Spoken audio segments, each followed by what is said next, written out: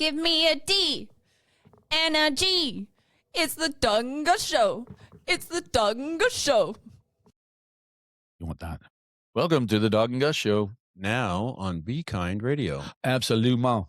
Qu'est-ce qu'on fait ici ce soir? We're going to speak with Graven. You know, we had so much fun the last time. We said, why not come back and talk to us again? He's got some exciting stuff going on. Graven, Hey. Maddie, what's up, buddy? Not much. Thanks, Dawg and Gus, for having me. This is great.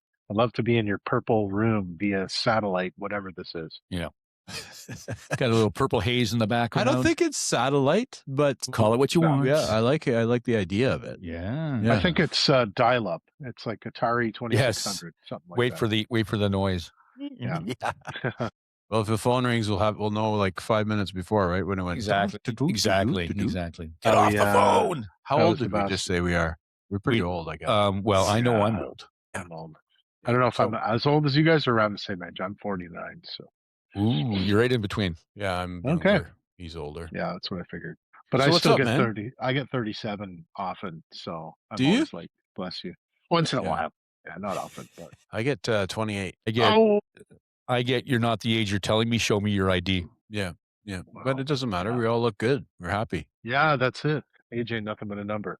Yeah, Sure. I am good. Just keeping pretty busy with the new album and putting that out, and just like I haven't toured a lot in the last couple months. I try not to tour in the winter, so I've just kind of been like hunkering down, pumping out the songs, and yeah, it's been fun to see reactions, but just also to get these songs out because they've been in my head for too long. So I'm happy to have them finally out there. Yeah, I would imagine it would be kind of fun to have them out there and then excited Yeah. to play them live, when the weather turns. That's it. Yeah, I've got some shows coming up in February, but I haven't done a lot in January and December, and that's usually by design because I don't like winter driving. It's not my favorite thing. I don't blame you. Especially, we've been crushed this winter too. We got Oh, crushed. Yeah. Well, we're not Japan. Why? Japan is Right. getting destroyed with snow, man. Really? Oh yeah. I was watching a thing yesterday, and they're saying it was like the top 10 countries that are being hit hardest by the snow. And I figured, okay, Canada's gonna be number one. Like, Yeah. it's a no-brainer. No, we were number 2. Wow. Japan is getting hammered. Damn. Well, Yeah. Toronto got really crushed. They got like 50 centimeters in one time, and then Yeah. the whole city stops And because they call- it's like there's no chance. Did they call There's in? no did they- chance. Did they call Donald Trump and call in the National Guard? Or Well, National Guard's Canadian. But yeah, I know. it's it's a joke, man. I don't think they're talking to DT these days, but we're not going to go into No. that. Speaking of DTs, Yeah. No, I think I have lots of friends in Toronto who are posting photos, and it just looked like an actual war zone, like sidewalks and bike lanes. Like they just Yeah. don't have the infrastructure. No, they Everything's don't. so tight on the grid down there, so it's just Yeah. like a field. Like it looked like a farmer's field at Yeah. like Spadina and Queen. Horrible. Yeah, and there's nowhere to put it. There's Yeah, that's it. like unless you just drive it all into the Lake Ontario, but even then, I don't think you can pull that off. well, Anyway, the level of Lake Ontario has risen. I have to ask. We'll get to all the fun stuff, but do you watch the Grammys at all? Is that something you would watch? Oh. Yeah, I did. I caught the Bad Bunny thing, and I Yeah. thought that was pretty cool. I don't, generally, man, awards shows, I don't love them. I do love like acting ones, I guess, because I'm not in that world, so I like watching the Oscars, and I like a lot of that stuff. I even like Golden Globes. It's kind of fun. But like the music awards, and I have a lot of friends now who are like nominated for Junos, and I'm so happy for them, and it's great. It's a huge honor to get one, but it's just really not, and I totally would say this at any age, it's just not my motivation, like I don't really care if I get an award. Like I just want to keep making music and keep creating, and that to me is like what I love. I don't really want to show in a room with a suit where you paid probably a good amount of money to have your album like accepted by this jury of peers, quote unquote. It just doesn't do anything for me. Yeah, I get it. I totally Yeah. agree. I would like to be nominated for the Junos just to go play in the Juno hockey game. Yeah, Yeah, that would Yeah. that would be fun. I think that'd be super cool. that's pretty Yeah. Canadian. Yeah, seriously. I don't care if I win as long as I get to play in the game. Yeah, you get Jim Cuddy out there, Oh, absolutely. Yeah, Back- Line up Justin Bieber. Boom. Yeah, back. Sorry, Justin. See you, man. Justin. Yeah. We're the same team, back in dude. the day, like Gord Downey would play goalie. Yeah. Did you know that? Yeah. Yeah. Yeah. That'd be Yeah, fun. That'd be they- fun. I think that'd be the funnest part. That would be fun. You remember, I don't know, years back, you Junos came to Ottawa. Yep. I think it was like 2012, and I was interning at CBC, and I got to go to the Junos, that hockey game you're talking about, and Yeah. like halfway through, it just was a lot of fun. Like Chris Murphy from Sloan, I think, scored, and he's like, just kind of all different guys are at all different playing levels, Yeah. so he couldn't skate that well, but then he did like the stick pony horse ride thing after, and it was a big hit. And then like Jim Cuddy, just like you said, I think at halftime they took a little break. He sang like Lost Together just in the microphone, like while he was skating around in the ice. Pretty cool. Yeah, it was very fun. Yeah, that's cool. Yeah, they're Very pretty good. Canadian. I know Matt Saab has been in it a couple of times. Yeah, on Matt's Monkey awesome. Junk. I love that guy. Yeah, he's a super cool dude. Yeah, he was a lot of fun to interview too. He was, it was a funny thing when we interviewed him. Obviously, you're a huge Monkey Junk fan. I am, I like yep. him too, but it's funny how. Yeah, thanks for that. Just for the audio listeners. Yeah. Thanks a lot, guys. Yeah, There was he some just blew his blowing. nose. He just Yeah. blew his nose. I just blew what my was I getting mind. at? We didn't expect. Yeah, you don't know what to expect, but he was very chatty, which was awesome. Like like Cool. similar to Yeah. our rapport, like we have with you. It's easy, it's seamless. You're not trying to pull things out of people all the time. It Yeah, was, I hate that. yeah, it's hard. And That's hard. he was chatty, but his knowledge is incredible. Yeah, it's like Like, it was it's like just- Raph. Like when you interview Oh, Raph, and I yeah. just sort of walked out of there feeling like my mind was melted. So since the last time we spoke to you, has anything changed since then? Like, are you still daddying it up, and you're still Yeah. making some nice music and enjoying Yeah. your time, or what? Since last we talked, I think that was might have been around the same time. Was it about a year ago? Maybe I would- ish. I want to say. So I would say, I just have been like, I played a lot of shows last year, so 2025 was really busy. I probably played close to 100 shows, which is a lot for me, and those are all not just like those are all that's all across Ontario. I went to BC, I went to Halifax and recorded a new album. Like it was a very, very busy year, and so it's part of the reason too why I like try to take January as like a bit of a recalibration month to figure out what's ahead and not drive so much and be creative. But yeah, it was 2025 was good. I think I just put out that album Always Everything, or it was around that time maybe. exactly. That one Yeah, I we did talked all about that for sure. yeah, and I did all that one. That was really fun to just do by myself. This new one was a lot different. Like it was like 6 days. Got to get it all done. That was the timeline. Go to Halifax. Got to record it in 6 days. Melissa Payne, my friend who's playing fiddle and singing on some songs, she only could be there for 2 of the 6 days. So it was really like lots of moving parts, a lot of like throwing mud at the wall, seeing what sticks. But yeah, really happy with how it came out. And so yeah, it got kind of the same, just lots more. It feels like lots more things have happened. But yeah, more of the same. Still dadding it up, still playing. Like it's fun to see little bumps on the radar and like people following or finding my music through different avenues. Like that's great. But yeah, like same old Maddie. If I was Chris Farley, I would have set up this chair so I could fall over backwards like he did on Letterman one time. He came on, he said, Dave, it's just me. Same old Chris. And then he like flipped over backwards. Chris Farley was But the yeah. best. Yeah. Same old me, just plugging along, man. Nice. So I guess that answers has growth brought you clarity or pressure? It seems like Maddie is just like, stay in the status quo. Yeah, Wow.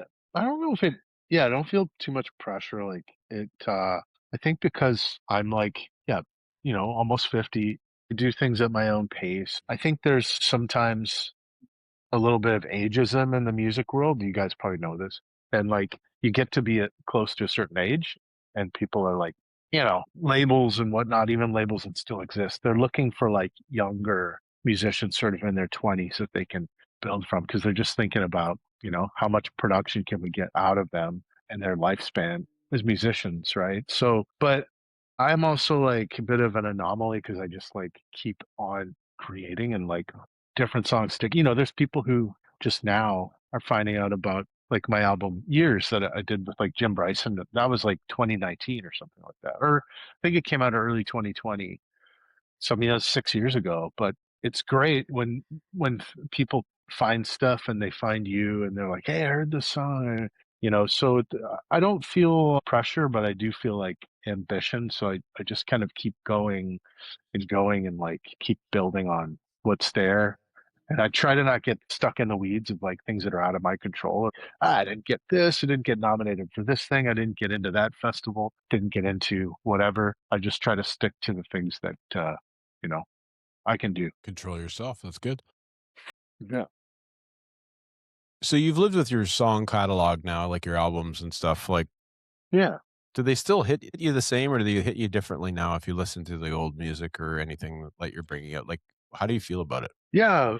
Older stuff I do like now. Like, I think there's something that happens as you get older, maybe get a, a bit of wisdom, maybe. I don't know if that's what it is, but it's more like you're kind of easier on your younger self. I think there's a version of you at certain points where you hear your early music and you go, I wasn't recorded that great, or like, the bass was too low, or this thing, you're very like, can be hard on yourself. And then you get a bit older and you're like, I was just doing what I could at the time. Right. And so, Yeah. yeah, I have started to become much easier on myself in that way, and just kind of finding the spirit of those songs and trying to be happy with them. And yeah, so they definitely hit, and it is fun when like my daughter's mom the other day was saying Sloan was listening to like some songs off of an album from like 2017 or something like that.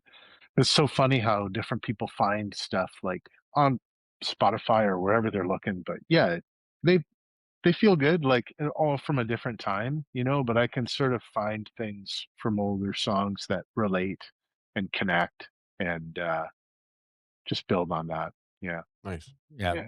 Speaking in that same vein, do you find yourself listening to your older stuff and thinking, "Oh man, I should have wrote this lyric for this instead of this"? Have you ever thought about that when you listen to one of your older songs?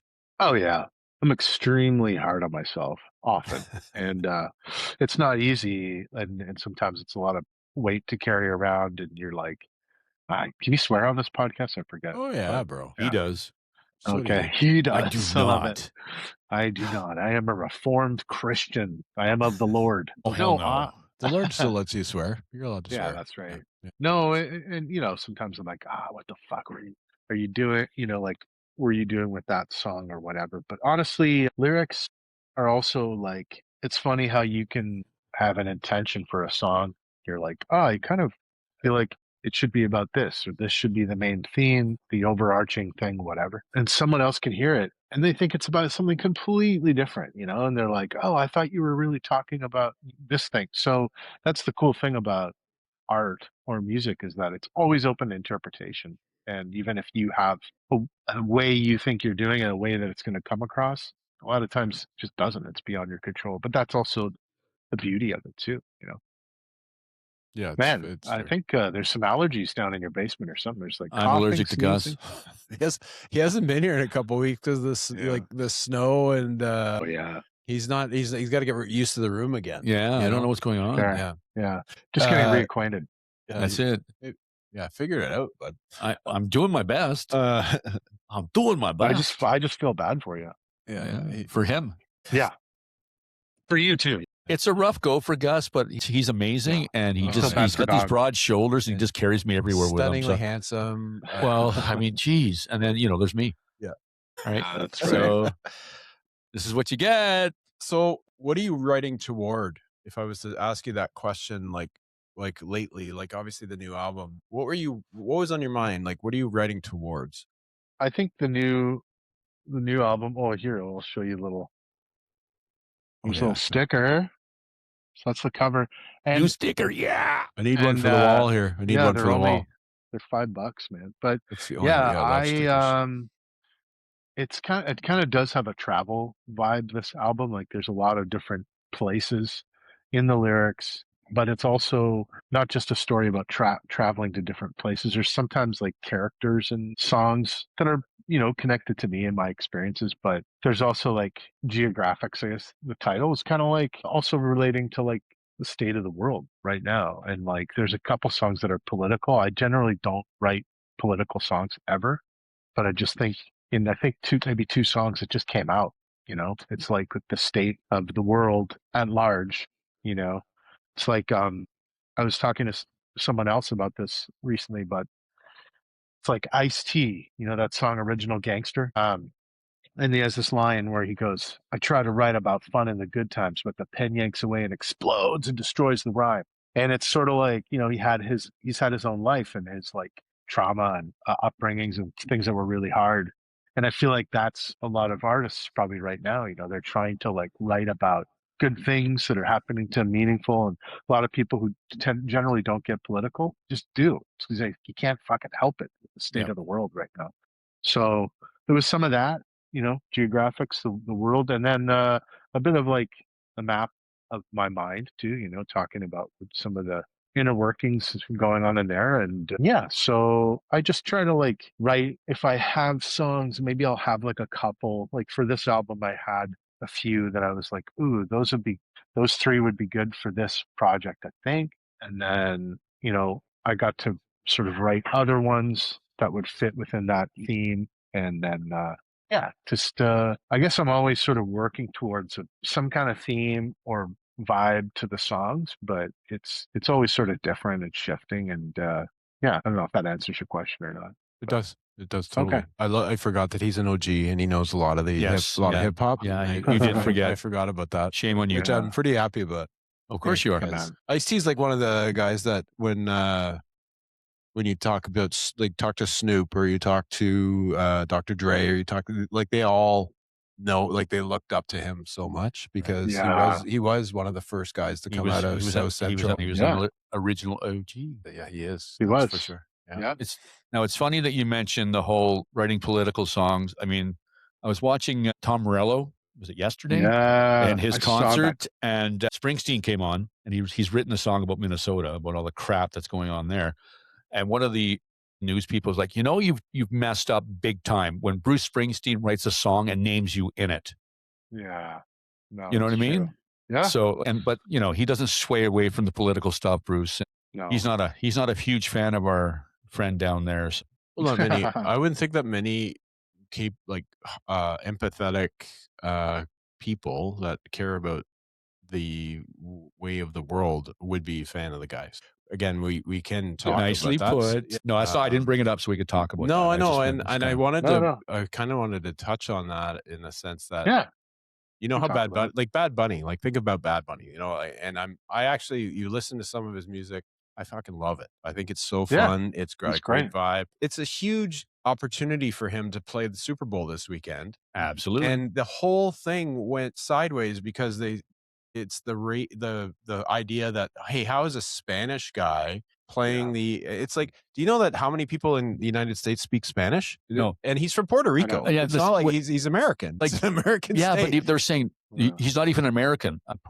Donald, do your geography, diligence and figure out that Puerto Rico is actually part of the United States. If Canadians know that, then maybe you should know that. You would think. But what I'm saying is it takes away from it's such a big deal, to play the Super Bowl, and it's such an opportunity, and they're trying to grow the game. The NFL is trying to grow the game, and the best way to do that is to be diverse. Oh, absolutely. And that's why they go to Germany and they go to England and they go to it's just they do it all right. I just don't understand the mentality of let's be closed-minded and only have fucking Kid Rock play every time, Because he's anyway. It's just it sucks because that's a big moment for someone, and then you deflate it by he's a Trump supporter, so that's why. No, we're not talking about that. I'm talking more about Bad Bunny. I know, and it's not fair. And he's never been it's not like Bad Bunny comes out and talks about shit. It's just he is now because he's he's been put on the spot.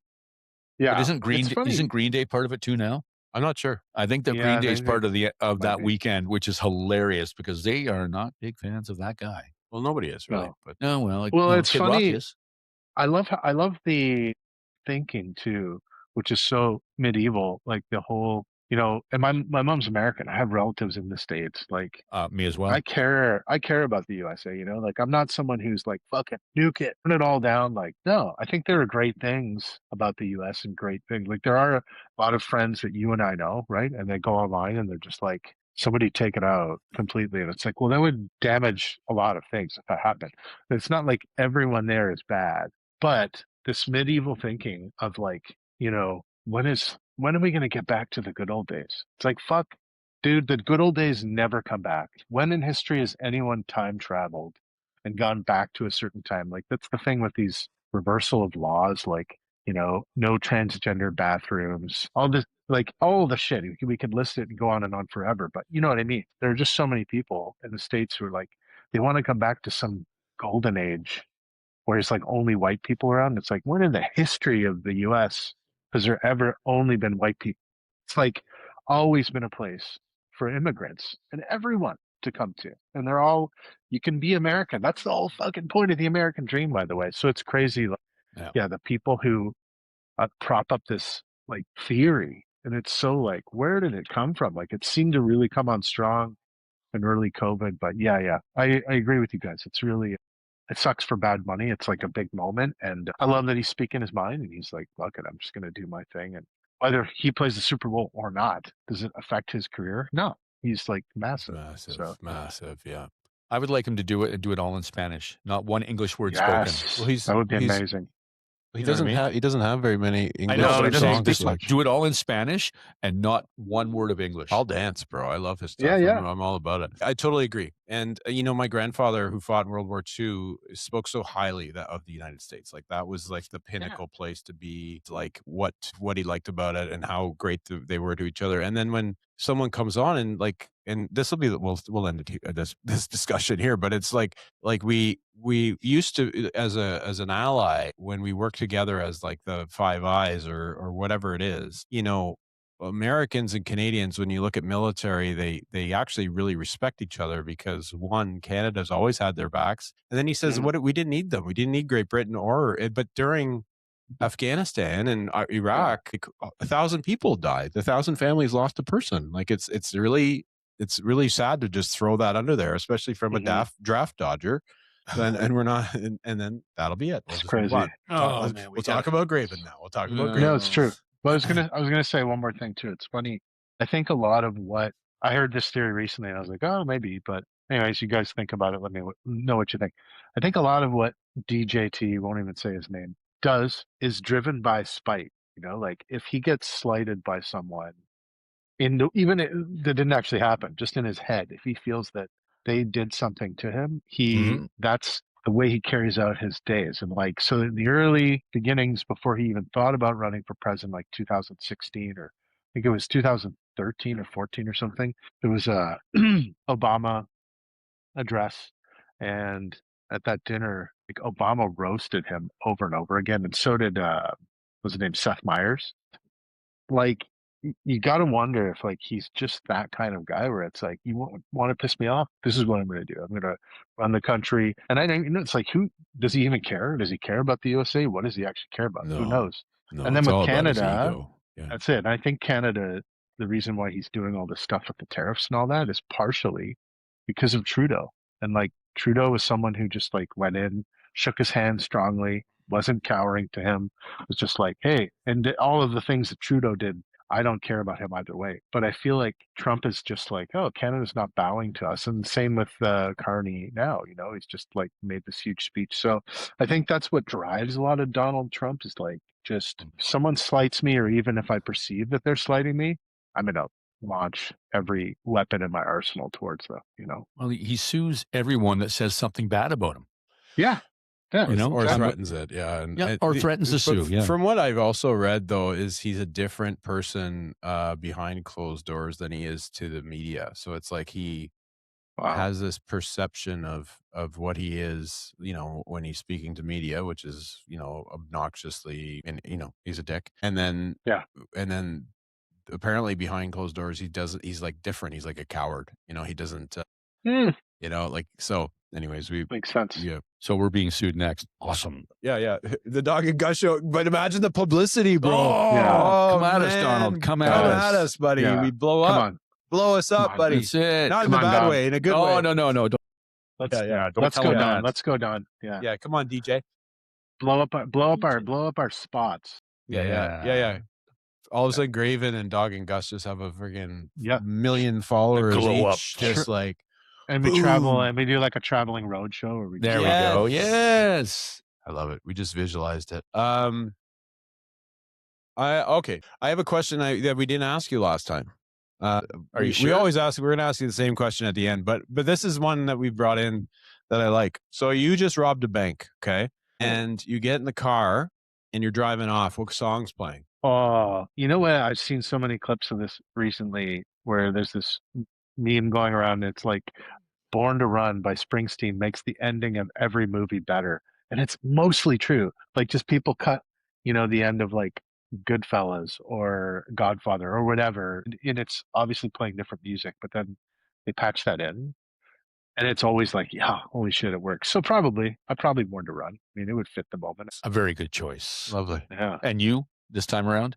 I have to go? Yeah, what about Yes, yes, you do. I'm going to go Copperhead Road. Oh my nice. God. Yeah, okay. I can see it. Nice build up. Yeah.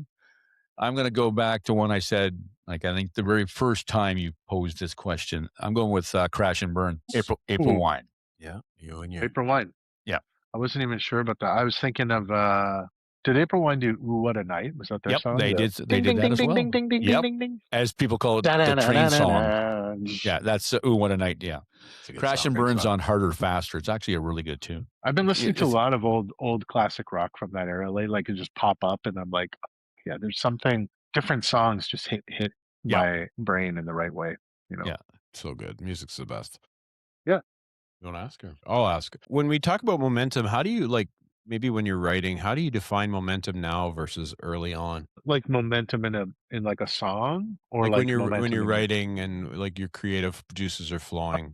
Okay. I think early on, like you're more like when I started really writing songs. I guess I was like 17 or 18 or something, and so about 30 years ago. But I think in those days you were just like trying stuff out, and you just kind of get words onto a page. Like you see how other songs were written and maybe kind of like go with that structure. I was a big like Tom Petty fan in the early days. So I like trying to say a lot of things without using a whole ton of words. Like he was always very like specific with the words he chose. Comedians talk about a word economy, in jokes, economy of words. And I think Tom Petty was very much that way. And I think when you're younger, you're careful, and then you get a bit older and you're like, this can free flow a bit, like my friend Steven Stanley from Lowest of the Low, he put out a record last year and had a bit of like spoken word in one of the songs. And that's something I've never done, but I was like, oh, it's cool. It's neat how that goes in with the song and it just adds this whole other texture. So I think the more further down the road you get, you just become more open. And so momentum just feels like, oh yeah, I could do that. That could be kind of a fun U-turn to take in the song, or like a little bunny trail to take. And you just try to be more open to the process, I guess, instead of like when you're younger, I think you're like, oh, it has to look this way. And I was a big Pumpkins fan. I'd be like, this song's got to sound like, Today by Smashing Pumpkins. But now you're just trying to like find your own voice and, like make the feeling of whatever song you're writing the thing. You want people to like feel that, to connect and emote with that thing. Yeah. Nice. Yeah. I'm going to go back around to, was there a reason you picked Halifax to record this new album? Oh yeah. So I love Halifax. I recorded one with Joel Plaskett there a couple of years ago. But my friend Charles Austin was one of the first people I recorded with. He was in a band called Super Friends, like connected to all those guys from Sloan. He recorded Matt May's first record, Joel Plaskett's first record at his studio. Charles and I have just been friends since I was like 25, and I recorded like the very first Graven thing with him way back. So we just stayed in touch, and I've done, I think, 3 or 4 recordings over 25 years with him. And this one I just wanted to do in his studio because we kind of have like a bit of a shorthand, he can kind of see what I'm thinking and then be like, oh, maybe some synth would go well here. He can kind of work quickly like I do, and we just sort of feed off each other. And I think it feels creative too. Sometimes when you go to a different city, you're not like, I'm in in Ottawa, where I recorded my last one. It's like, I love this city, but have like lots of responsibilities here. I have a kid. I have things that I have to do. So when you're there and I'm like, I know I just have this week, that's it, but it's just all that, right? So it was more focused on just like, get the album out, no other distractions, nothing else going on. Let's just do it in this time frame. Yeah. And I love Halifax, man. I love it out there. You just immerse yourself in it, right? Like when you have that week, I guess. Yeah. I guess it's like anything, right? If you have 2 months or 2 hours to do something, you do it the same. Like, you'll wait till the last second in the 2 months, or you'll do it in 2 hours, right? It's like Yeah. and I'm not saying that because you do write quickly, so it's super cool that you can manipulate it fast, and then you're good on your feet, Yeah. right? So For sure. And I will say, like, I don't always write quickly. Like, my writing, sometimes I'll go months and months and months with no song ideas, nothing. And I'll be like, oh, maybe I'm just done with music. Maybe it's over. And then in one weekend, I'll get like 8 or 10 new song ideas that all kind of come. And I'm like, keeping up with my voice notes and, songbooks, trying to like keep up. But that's kind of how it works for me. For other people I've talked to, and musicians I'm sure you guys have talked to, they write every day. They sit down in the morning and they like make themselves write. For me, that doesn't work. I just get what I get when it comes, and I'm happy for that. I don't see how making yourself write would be natural. Like, it's just, you know what I mean? If you're forcing yourself to write something that doesn't really flow, yeah, but Yeah, I don't know. sometimes, but some people like I guess it's I the know, like practice of it. even like journaling, right? If you're journaling Yeah, in the morning or something, it's like you just sit down and then all of a sudden you just write what's there. But I guess that's it. there's a way for both. Like Yeah. I know what you're saying, but Yeah. it's just it seems Yeah. like some people. Well, he knows himself, right? That's the one thing. Like, you've been writing for 30 years. How fast has 30 years gone by the way? Yeah, it's crazy. I talk about this with people often, and I think it's all, well, it is actually relative. But I think that the more people I talk to, like, I don't know if you guys get this or if you have kids. Do both of you have kids? I don't know. I got Okay. twins. Oh, Yeah. nice. Okay. Yeah. How old are they? They're 3 now. They 3. were two Wow. Okay. when we spoke last time. I have Gus. Yeah. The Dawg and Gus kids. So That's yeah, it. like I get the kid thing. Like my kid is 9 now, and it's like I get this often. I don't know if you get it, Gus, but it's like, they're like, just wait. It's people with older teenage kids. They're like, it's gonna go by in a blink of an eye. And I'm always like, that is such a like phoned in answer to me. It's just like my thing always if parents ask or whatever, parents have young kids, I always just say like, just try to be in the moment. And I think that really helps you because the people who say it goes by in a blink, I'm like, I think there's truth to that. And I feel that, but man, there's been a shitload of stuff that has happened in my life in 30 years, like to try and sum it up to you guys in a podcast would be like crazy. But there are parts of it where I'm like, yeah, it does go speedily. I was talking with a friend about this recently, but it's like, I went to Laurentian my first year, then I transferred to Guelph and graduated from there. But this guy at Laurentian, Rich, who played lacrosse, he was in 4th year and I was in first, and he was really nice to me. And he was like, I said, man, the first year, it seems really long. And he's like, what's funny? This is what I'll find that someone told this to him. He's like, first year of university or college, it feels like forever. And he goes, second year is a little bit faster, but it still feels like your brain is just adjusting. And he goes, third and fourth year, it's just like that. And it was very much like that. I think it maybe getting older. I don't know if you guys feel this. It has to do with routine, the way your brains work. It's like you kind of, those things happen and we have to adjust in the day. Most of the time, we kind of know how our day is going to look, right? So yeah, I think there's something to that, and speed happens when we're just kind of in a flow state of going. So yeah, man, I don't even know if that answered your question or not. No, it does. I'm totally sober. I'm not stoned or anything. This is all just coming out. I'm happy you were keeping track on that one because I wasn't sure. Well, no, it's true. You're right. I do get that mailed in answer a lot. Like with the twins, even it's like, oh, it'll go by fast. And honestly, it has. Like, but it's 3 years, right? Like, it's like, you go from holding this tiny thing to two tiny things to they're talking to you now. Yeah.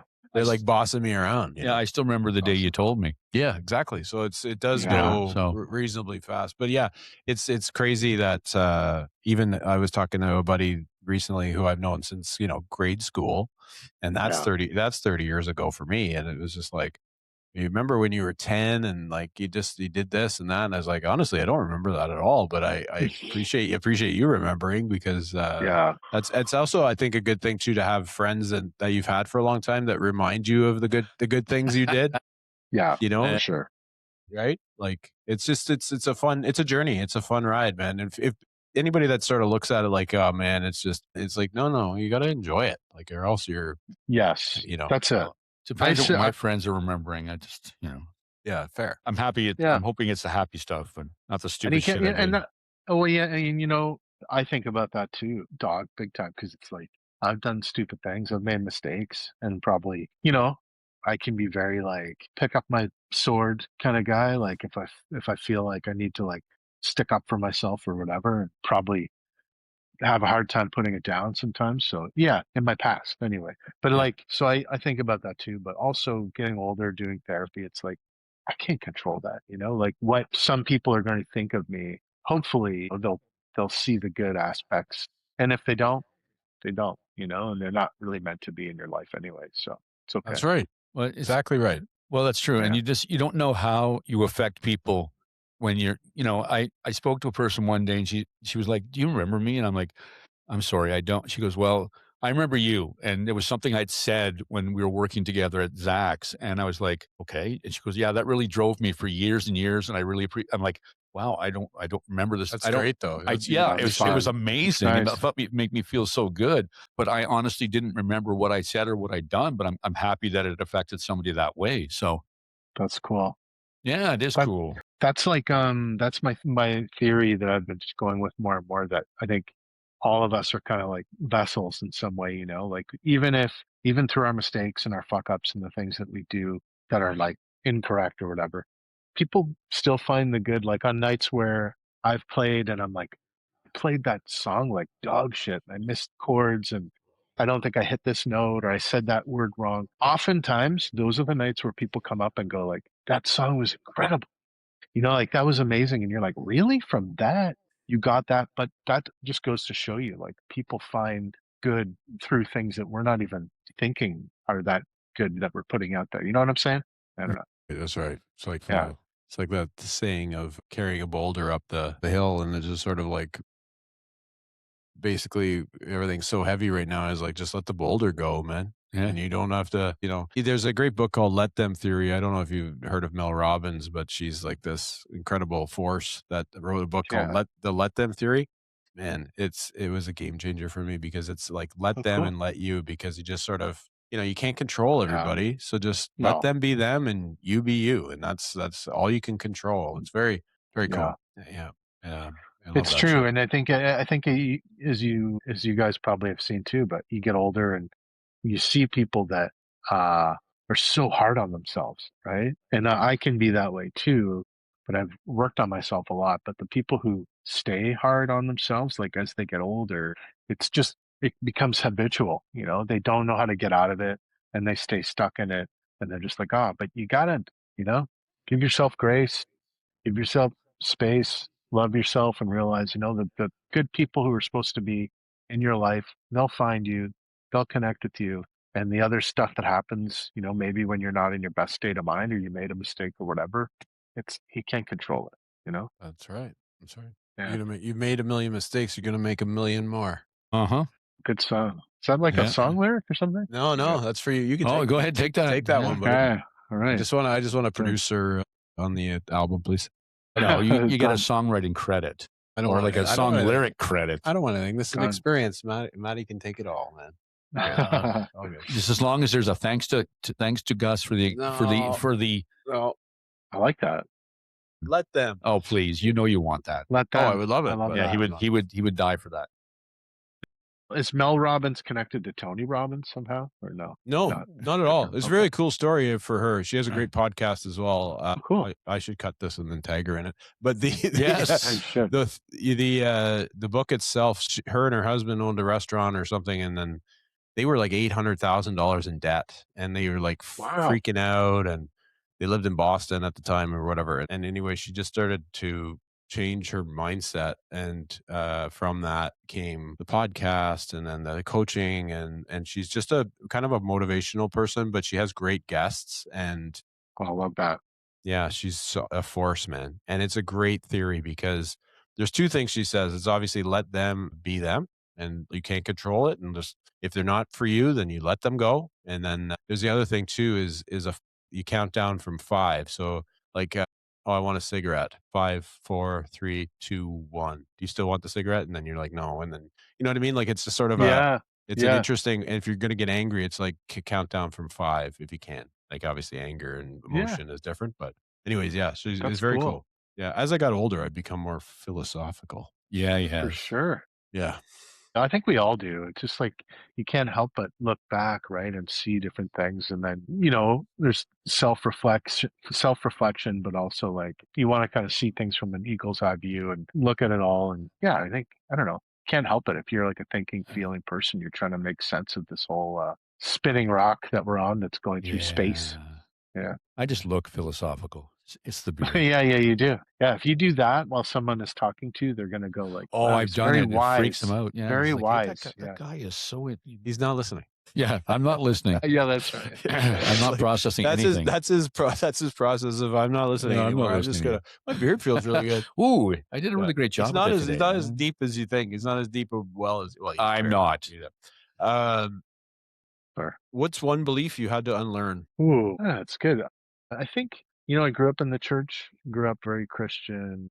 Had to unlearn some of that thinking, though. Now I'm definitely more open to people, like whatever religion or philosophy they want to subscribe to. If it brings them happiness, I'm like, great. There was a real time where I was like, fuck the church and all that stuff. But I don't really feel that way anymore. But I think some of the thinking, the like counter, if people really would study like Jesus, and like what he did, I don't think they'd be racist. I don't think they would hate gay people because it kind of flies in the face of everything that he said. So it's funny when like Christians are so all up in arms about that shit, and I'm just like, what? So that I didn't learn some of that stuff, obviously, and like the tribal sort of thinking, and yeah, I think like I would say now I definitely think I believe that there's something out there, maybe some kind of universal intelligence. I don't know what it is, but I think that there's maybe something, but I don't like spend my days, trying to put it into a box and figure out what it is and like get other people to convert to that religion and be in my cult. I'm like, it's all good. We'll figure it out. That's right. Yeah, that's it. We'll figure it out. I really like this next question. What scares you more now, failing or standing still? Standing still doesn't really scare me. It's like I like solace. I like being in nature. So probably like failing in terms of my own terms of what failing would be. That would be difficult, like not easy, especially, being older and like doing this music thing as kind of semi-seriously as I do. So that would be a hard one to deal with. But, I don't know. I think like failing is also, as I get older too, I think it's just also another opportunity, right? So if something doesn't work out, at least you're still alive, right? And there's some people who are so driven and they're like, no, I have to create this business and it has to work and it's got to be this and it's got to blah, blah, blah. But, if you fail, you're still alive. You still get to try again. You can even try the same thing, but learn from how you failed or whatever. So yeah, I don't know. That scares me more, probably. Standing still, I like being still. Get up one more time. Sorry. Yeah, exactly. Knock down 9, 10 Well, times. We get up, knock down. I watched a video yesterday. I seem to be going down rabbit holes lately, but this woman was talking about listening to Muhammad Ali, their fight. My favorite. Oh, yeah. And it was like such an intense fight that Ali wanted to quit. And he's like, no, his trainer's like, get up one more time, get back in there. So he got back up, Liston didn't. He won. Wow. Yeah. Because he got up one more time. Talking about a legend of I know. Of men. Person. Yeah. Of a human Legend being. of men. I only wish that, speaking of fights, that Mike Tyson had knocked the fuck out of Jake Paul. Oh, it's really sad. Yeah. That whole thing was just a travesty. But yeah, Anthony Joshua got him pretty good though. Anthony Joshua did a number on him for sure. Man, that was good. I think everyone in the world was rejoicing watching that, going like, yes. Yeah, crazy money that he made though. Crazy money. Crazy. It's like, I don't know. He's a big. I think his brother's the podcaster actually, but it's funny how they've become. Hey, you know what? Like, I don't disagree. I think he's a mouthy little shit, but he's put the training in. He's put the effort in. I mean, that whole Mike Tyson fight, though, like he's 58 years old. Like, we're You and I and Dawg have a vision of Mike Tyson when he came out with no socks on. I know. In black shorts and having a towel with no music. Like that was Mike Tyson to me. And I just remember watching him with my brother when I was a kid. And he was coming out and he's like, Jamie's got to go to bed. And my brother would be like, oh, don't worry. This will be over in 5 minutes. Yeah. So he's just like, okay. Yeah. Anyways, it was yeah, I love Mike Tyson. I always did. But Muhammad Ali's story is wild. Yeah. It's amazing. Did you know that my mom interviewed him? Yeah, you told me. Yeah. Yeah. So my mom interviewed him in Edmonton when he was still Cassius Clay. And no way. I was trying to find it in the Edmonton Journal, but you can't find it. You gotta go to microfiche. That's right. Microfiche? I was actually just going to say microfiche. Yeah, head down to the microfiche section. Yeah, it would probably be on that, dating back to that. Yeah. Crank the thing. Crank the reel, look for it. Yeah. That's cool. If I find it, I'm going to get it. Get it mounted, man. I would just surprised your mom doesn't have a copy. She does, over the years, she just. Yeah. I was like, you interviewed Cassius Clay. You didn't tell me. She didn't tell me she saw Elvis. She skipped school and saw Elvis. Yeah, I was like, she told you this. What the hell, man? Yeah, but not till later. Not till lunch later. Your mom is the coolest person ever. She's pretty cool. So he was like, she saw him in the peanut butter cheese Elvis era. Thank you very much. Thank you. Yeah, so the 50s. The 50s, yeah. So he wasn't. I don't think he was doing that then. I think it was later. The deep fried banana sandwich. This was the beginning, I believe, like the late 50s. She would have been in high school, so it'd be like 57 or something like that. Okay. There are some really cool stories of him back in the day, and just the whole color barrier. He was not of it.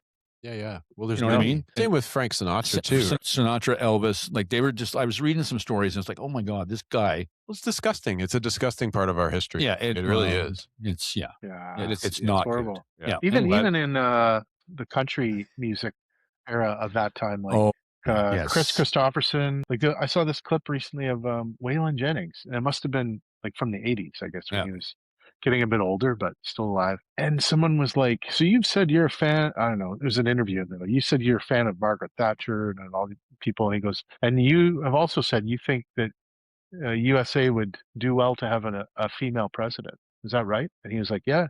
No, I believe that. I think it would be good. He goes on this explanation. It's like in the 80s. Yeah. Waylon Jennings was saying that, and it still fucking hasn't happened.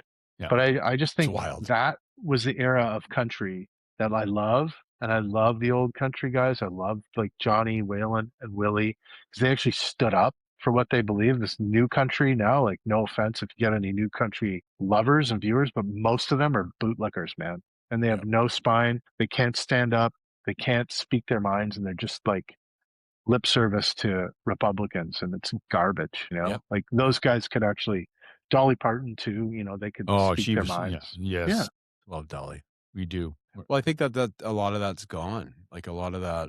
Yeah. Well, that whole mentality is gone. Social media really has messed up a lot of things that way. But I think that people don't have they don't stand up for their beliefs or as much as they did at one point. I think but that again, a lot of people have, and they you look at like even when you were talking about Minnesota and the people that are getting killed for speaking differently. Yeah. It's pretty wild. And my mom is I was a single mom, and she taught me, like, we went down when they were trying to fight for the Indian Act in the 80s at the Parliament buildings, and she explained what that lawn was in front of Parliament. And the whole lawn is for protesters. That's what it's for.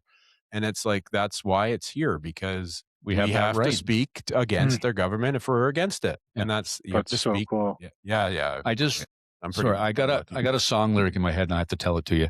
It's a 90s guy, Aaron Tippin, and he had a song called if you're going to stand for something, then you're going to fail. Are you going to stand for something? You're going to fail for you're going to fall for everything. That's what it is. You don't stand for something. If you don't stand for something, you're going to fall for everything. That's right. Yeah. And it's just like that resonated with me back in the day. And I totally agree with that sentiment for sure. There's a few out there that are kind of, have backbones, but the rest of them, it's just all about. But Nashville is a weird animal, and it dictates what I don't think it's just country. It's like it's everything. Yeah, it is true. Well, I mean, Billie Eilish stood up last night and said, what did she say? She said there's no illegals on stolen land. Which is which I agree with, except that if, and I'm not going to get too crazy here, but all those people in that room own homes with 15-foot gates in front of their house. So I'm not going to, I think it's important to use your platform the right way, and Yeah. she did. Like Her and sometimes Bad Bunny, and it was good. it's great. Yeah. Yeah. Rapid fire. You ready? Yeah. Do it. Song you wish you wrote. More Than a Feeling by Boston. Nice. Good choice. A studio or stage? These days, yeah, studio for sure. Lyric first or music first? You know, it kind of it flips back and forth actually. So sometimes I will get ideas and it's just like a melody and I'm like, oh, this group of words might go well with that kind of da da da da da or whatever the thing is. But then also it can be the opposite. Sometimes I get these words that are really strong or just like connecting with me in a certain way, and then I'm like, yeah, I wonder if they would fit with this, and I don't know like what key it'll be in or whatever. So yeah, I'd say it flip flops back. It's fit. All right. Most honest emotion to write from. Most honest emotion to write from. Probably, I think sadness is probably a good one because when you're truly sad, like you're just really in that moment and it's kind of like, I think you're a little softer too. You're not so much like anger.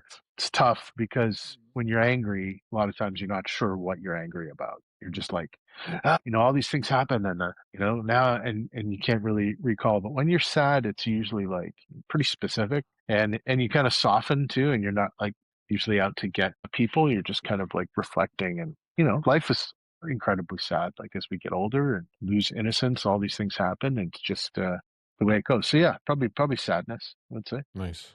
Was city that surprised you? City that surprised me, probably, I think like Burlington is pretty fun. I've played a few shows there that have been pretty cool in the last couple of years. And it's always a city I would have thought, it's just GTA. Ram down there with Oakville and Hamilton and Mississauga and all that. Yeah, it actually has a pretty cool pulse and it's right along the water. It's a beautiful area, and there's some good musical venues, some cool musicians. So yeah, Burlington, Ontario. There you go. Nice. One word that defines this season of Graven. Season of Graven, busy for sure. I'd say it's been like just trying to keep up with because I'm trying to put out songs every Monday and every Friday from this new album till the end of February. And it's a lot. Like I forgot, I haven't put out a 10-song album in a while too. I've done like 8 or I've done 6 or I'll do like an EP with a couple songs. So it's a lot of songs and it's a lot of like, oh, shit to this. I got to do this again. Okay, here we go. Monday. But yeah, like it's busy. And then I'm just getting ready for shows and, like a few little festivals that have popped up in the summer that I'm stoked about. But yeah, trying to keep it all straight, like trying to follow the schedule that I've written down and that my friend Russ helps me with a bit too. Yeah, just busy, I guess. But good busy. Good Nice. busy, I would say. Yeah. 80s or 80s for me. Yeah. I love synth. I'm not crazy about it. I know you and we have friends who are just like, oh, Alice in Chains. And they had some good songs for sure. But the 80s was like really unique, man. If you think about that era of music, the grunge era. Okay, yeah, you fair. do. The grunge era Yeah, he was does. cool, but man, come on, you watch Stranger Things and you listen to Kate Bush running up that hill, like that is a crazy song. Like no to one, number one again. Yeah, yes, and it's like wild and weird and like sad and wonderful, scary and wonderful. It's just like all the and like even like tons of ages, like Cyndi Lauper, like Girls Just Want to Have Fun. We've heard it a million times, but that song too is like pretty great. Like just the way that it all comes together with the different parts. Yeah, the 80s were a wild, sonic, weird time. Yeah. All right, fine. Agreed. Fine. Now, when's you said you're playing some shows in February? When's the next show? Yeah, I'm in Ottawa. I'm doing an album release on March 21st at House of Targ. So I'll put you Back to the both on the Targ. guest list. Put your house on the put your names on the guest list. Your house. I don't know how I can put your house on the guest list. I'll put your names on the list. The last time Gus Dawg made it out, but you did not. But you have young kids too, so it's part of the deal. I'm going to try this time. Sounds like he's keeping score. He is keeping score. That's a Saturday, yeah? Yeah. It's a Saturday, and my friends Ace of Wands, who are this like dual female fronted rock band from Toronto. They're fucking awesome and they're so talented and wicked. They're going to open up and then I'll play with the full band and it's going to be like it should be a great night. Awesome, man. And are you pressing any hard copies? Yeah.